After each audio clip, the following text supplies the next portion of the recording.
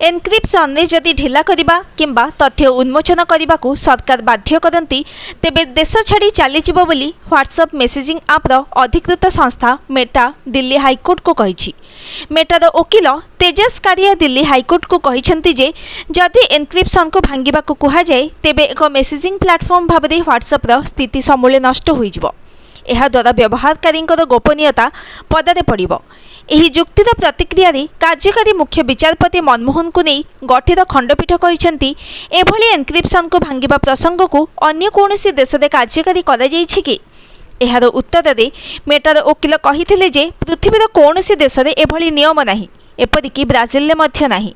सेमाने समस्त मेसेजर श्रृंखल को गुप्त सांकेतिक भाषा रे संरक्षित रखिथांती एवं केउ मेसेजर गुप्त सांकेतिक भाषार विन्यास कराजिबो ताहा सेमाने जानि पारंती नाही।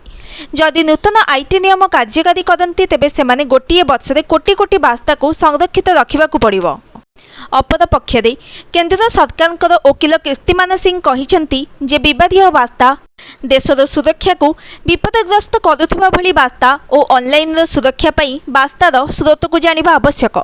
उभय पक्षर जुक्ति शुणिबा परे खंडपीठ परवर्ती शुणाणी तारीख अगस्ट मास को धार्य करने सहित कहिसेंति जे व्यक्तिगत गोपनीयता सर्वस्व नुहे, तथापि कौनसी स्थान रे एक संतुलन रक्षा करने आवश्यक।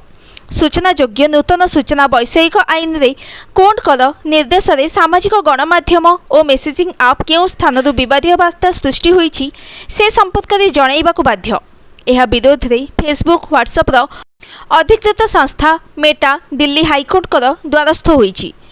Bureau report news today.